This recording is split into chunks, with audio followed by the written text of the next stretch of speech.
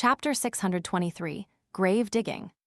In the endless darkness, cramped quarters, and jumbled thoughts, Lumion found himself unusually frustrated, even within the confines of his dreams. He longed to rip apart the cage around him and shatter everything in his path. Slowly, the realization dawned upon him that he was dreaming. He struggled to open his eyes and wake up, but his efforts were in vain.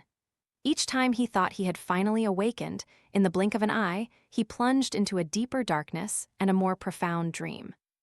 After an unknown stretch of time, Lumion naturally awoke to some light seeping through the curtained window. It was 6 a.m. Lumion raised his right hand and wiped his forehead, sensing a layer of cold sweat.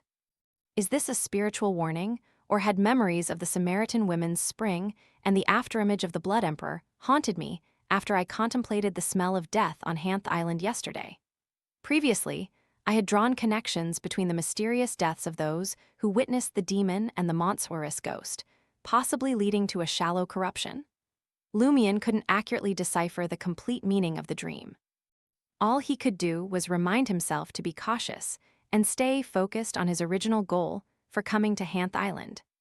To investigate the demon legends, not to eliminate the demon.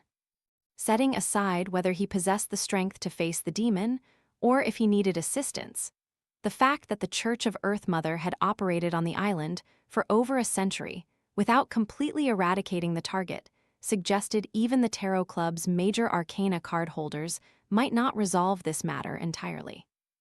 Lumion got out of bed and retrieved the golden pocket watch from Salle de Bal Brise, opening and glancing at it. 6:01 a.m. Though early, Lumion felt a sense of urgency. The Barrys would depart from Hanth Island the morning after tomorrow. He had only 2 days to delve into the demon legends, unravel the truth, and identify potential suspects. If he succeeded, his conspirer potion might very well be digested. Gathering, screening, and utilizing information were crucial aspects of a conspiracy. And if Lumion were a Sequence 7 detective of the Reader pathway, successfully solving a century-old unsolved case involving high-level powers in just 2 days would be a remarkable leap from initial digestion to complete digestion. At 9 a.m. in the suburbs of Port Hanth, Return Cemetery. Holding a bunch of yellow flowers, Lumion navigated through the tree-lined cemetery. Armed with Ludwig's intel and the insights from the previous night's dream, he adjusted his plan. Instead of hastily venturing into the forest to search for the missing people's remains, he decided to dig up graves here. His objective: to investigate the circumstances surrounding the mysterious death of someone who had glimpsed the demon's figure in the forest depths. He aimed to discover if they would meet the same fate as those killed by the Montsuaris ghost, exhibiting self-mutilation. According to the gathered information, the last person to report the demon's presence to the Church of Earth Mother rested in a quiet corner of Return Cemetery. His name was Antonio Ilias. Before long, Lumion, clutching the bouquet of yellow flowers, reached the grave. Apart from the deceased's name, birth, and death dates, a concise epitaph adorned the stone tombstone. This wretched man's life was taken by a demon. Lumion stooped down, placing the bouquet before the tombstone. Then, he straightened up, silently studying the stone tomb. Details about Antonio Ilias flashed through his mind. A local, not a foreigner, with parents, a wife, and children. 9 months ago, during a hunting trip in the forest, he encountered a wandering demon. Fearing his imminent demise, he sought refuge in the cathedral and cloister of the Church of Earth Mother for a full 5 months. Afterwards, intending to serve as a crew member for 3 years, steering clear of Hanth Island and its hidden dangers, he was discovered dead at the bottom of the cabin on his second voyage. Lumion scanned the surroundings, gathering 10 to 20 withered branches from beneath nearby trees. He planted them around Antonio Ilias' tomb, forming a short, makeshift, and somewhat futile barrier. Lastly, he laid a withered branch flat on 2 adjacent branches, constructing a shaky door impassable to anyone. With that completed, Lumion stepped over the wall and entered the grave. He then bent down, extending his right hand to touch the makeshift door constructed of withered branches. Simultaneously, a black mark activated on his body. In the blink of an eye, Lumion's figure vanished. Antonio's tomb remained undisturbed, except for the added circle of withered branches.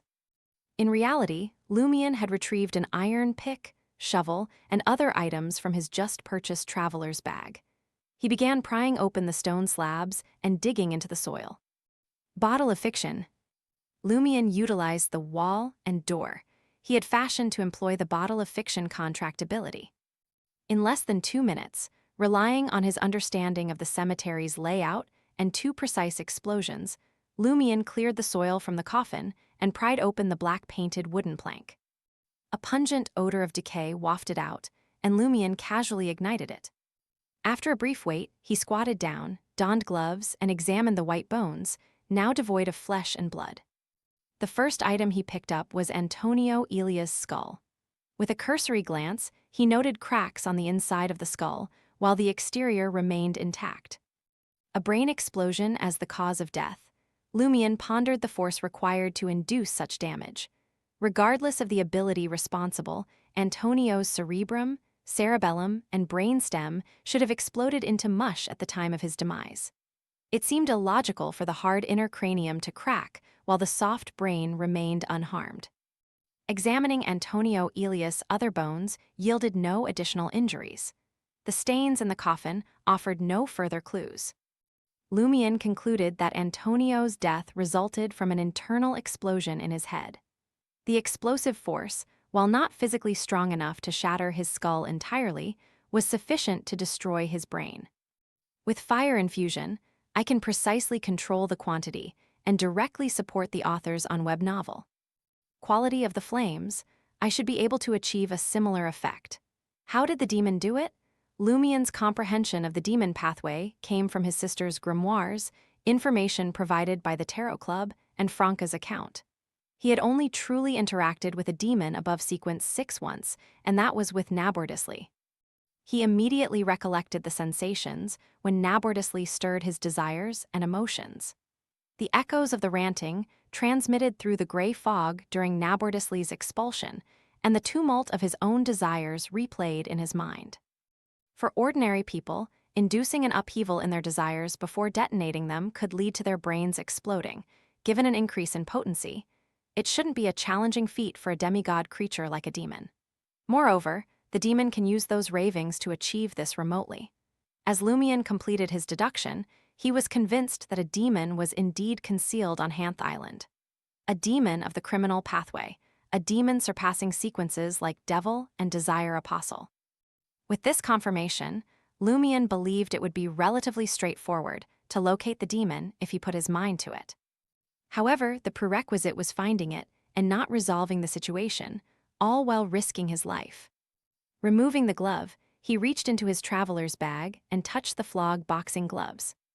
Following the incident with the celestial worthy of heaven and earth for blessings and the Great Mother, Lumion had already speculated that the Mother Tree of Desire stood at the peak of the prisoner, criminal, and Scrooge pathways. Therefore, the Rose School of Thought's indulgence faction and some members of the Devil family believed in her and followed her. Directly support the authors on web novel. In that case, the flog boxing gloves made from the branches of the Tree of Shadow, closely related to the Mother Tree of Desire, had a high chance of attracting the demon's attention within a certain range. Just as its negative effects meant being observed by some hidden entities, influenced and attacked by dangerous creatures. Few, there are no useless items, only beyonders who don't know how to use them. Lumion chuckled self-deprecatingly and withdrew his right hand from the flog boxing gloves. He abandoned the plan to directly lure out the demon. This decision stemmed from the realization that the demon was still active on the island, claiming lives, yet the Church of Earth Mother hadn't eradicated it completely. Having encountered various challenges, Lumion possessed a reasonable understanding of an Orthodox church's strength. He knew that if the Church of Earth Mother genuinely committed, it could eliminate all residents suspected to be demons and obliterate the island, similar to what the Church of Storms had done to Banzi Harbor. It wasn't that the Church of Earth Mother lacked the will, but there was a reason holding them back. This brought Lumion's thoughts back to the valley, burning with sulfurous flames deep in the forest. He believed that the demon couldn't be slain under regular circumstances. It could only be sealed and constrained. As the Church of Earth Mother couldn't achieve this, and Lumion doubted his ability to do so, enticing the demon directly would be futile and perilous. Lumion's current strategy involved leveraging his fake level and directly support the author's on-web novel. His allure to evil gods to traverse the forest. During critical moments, he planned to use the flog boxing gloves to see if he could converge on the mysterious valley burning with sulfur flames to investigate the source of the demon legends. In the heart of the forest, surrounded by towering trees, Lumion navigated a path untouched by human presence for years. He moved forward at a measured pace. From time to time, he would extract the flog boxing gloves, relying on intuition to guide his course. After 10 to 20 seconds, he stowed them away. After almost an hour, the dense forest unexpectedly cleared. A menacing brown bear emerged from behind a tree, advancing toward Lumion with ponderous steps. "Stop, foreigner!" The bear's mouth emitted a buzzing human voice.